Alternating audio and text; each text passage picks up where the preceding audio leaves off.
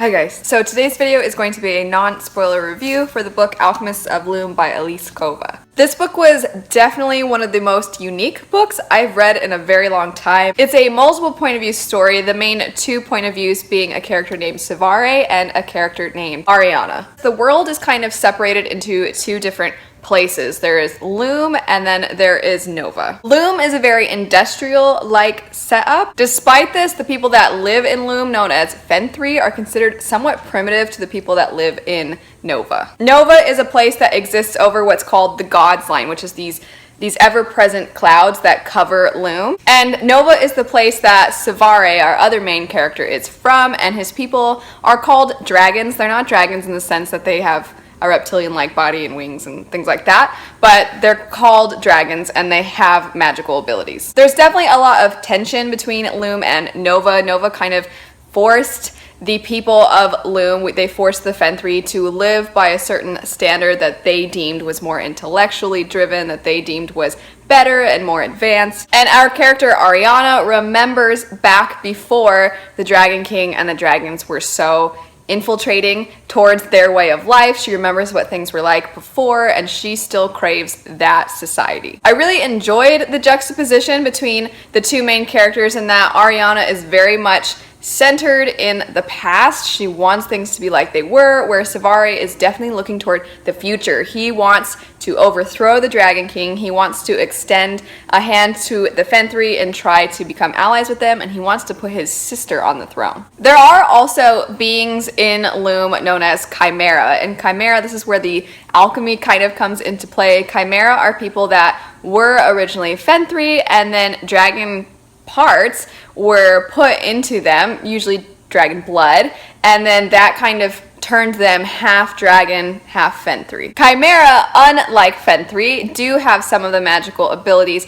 that the dragons have, and a lot of times people have tried to make Fentry as much of a dragon as possible in the hopes that they will have more magical abilities. However, there have been many failed experiments in trying to convert people from being Fentry into Chimera, and this is where our character Suvari is hoping that he can try to gain the trust of the alchemists and try to get them to ally with him, because he's actually discovered some information that may be the key to unlocking the perfect Chimera, and he wants to deliver that information to the Alchemists of Loom. This is how our two main characters meet, and they meet pretty quickly. And when Ariana first meets Suvari, she kind of just plans on killing him. She hates dragons. She hates the fact they've pretty much ruined her entire society. But he offers to her something known as a boon, where if she can deliver him to the Alchemists of Loom, then he has to fulfill some kind of wish for her. There are a few other point of views that we get throughout the book, the main two being a girl named Florence and then a character named Leona. Florence is a full Fentry, unlike Ariana, who is actually Chimera, and Florence very much looks up to Ariana. She is her pupil. She is the one that kind of supplies her with weapons. Florence, for me, had the most notable personality in the book. She's so incredibly loyal and extremely sweet. Leona is actually one of the bad guys in the book. She works for the Dragon King and she is out to find Suvari. In this first book, she's really our only glimpses into the world of Nova, so I definitely thought that some of her point of views were interesting in that they presented a different side of the story. They presented a different culture than the one that we see in Loom. And interestingly enough, we actually get some of the fight scenes from her point of view. I feel like that doesn't happen very often. Usually your good guys are the ones that you're going to be with when the fighting happens. Something though that I want to mention about this book that I think will be nice to know for a lot of people going into it is that I kind of don't have any idea why this book is sold in the adult fantasy sci-fi section instead of the young adult science fiction fantasy section. There is some violence, and I wouldn't say the violence is so over the top and grotesque and detailed that young adult readers couldn't read it. I've read some young adult books where there's a decent amount of violence. The tone of the book and the writing seems very reminiscent of young adult tones and writing. The book is also not that large of a book, and usually I find that with young adult books, even when the worlds are super unique, you're not diving into every little single detail like sometimes you get with those giant epic fantasy books. Also, in saying that, I'm not necessarily implying that this book has no world building whatsoever. It definitely has world building. As far as the writing itself goes in this book, I think that it's extremely accessible, even though maybe the plot sounded a little out there and a little different and maybe hard to grasp. It wasn't really, because the writing is extremely straightforward. I'll admit that sometimes for me personally, the writing was almost too straightforward. It was a little to the point where it was just telling instead of showing. I actually marked an example in the book that I figured perfectly displays this. To give some context to the passage I'm about to read, the characters are in this cart vehicle thing that's along what I would describe as railroad tracks. And there's a lot going on. They're kind of in the middle of a fight while they're also still inside this particular cart vehicle thing.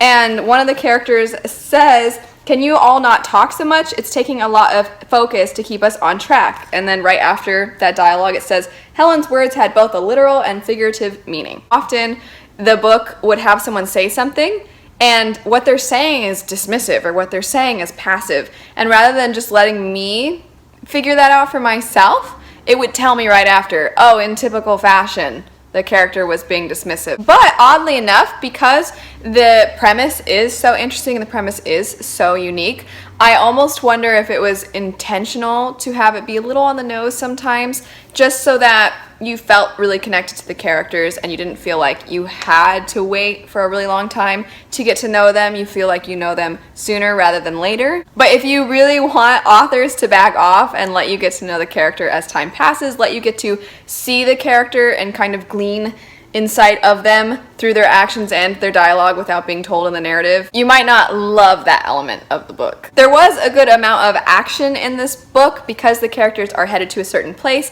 and they're being hunted by somebody. The book also never really felt slow to me because of the fact that we have a few different point of views and all the point of views are very intertwined and the chapters are on the shorter side. So if you're getting bored and you don't like one character, you're right on to the next one. Also, I want to touch on just a little bit the complexity of the characters. The main characters definitely had more complexity. I think that they had things that made them who they were, and you were discovering that as the story went. But from the bits that we got of the antagonists, I didn't feel that the antagonists felt extremely complex, and I like a really complex villain. I like a really complex antagonist, and it could just be because we didn't see a lot of the culture behind the antagonists, and a lot of times they were just hunting the good guys. But their dialogue and their mannerisms sometimes felt a little evil for the sake of being evil. All in all, the biggest praise that I can give this book is that it is so extremely unique. I thought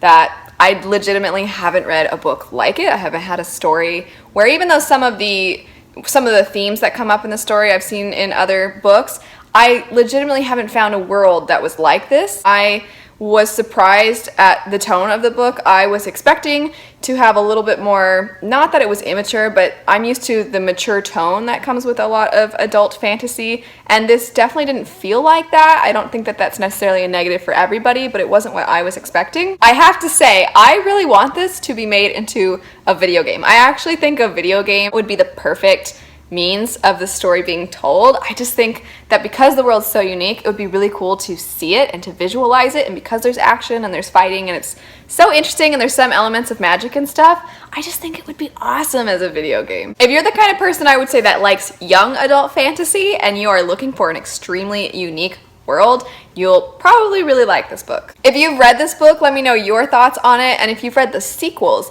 let me know your thoughts on them, because I'm very curious to know what people think of the next installments. Anyway, that's it. Thanks so much for watching. Happy reading, and I hope you have a great rest of your day. Bye.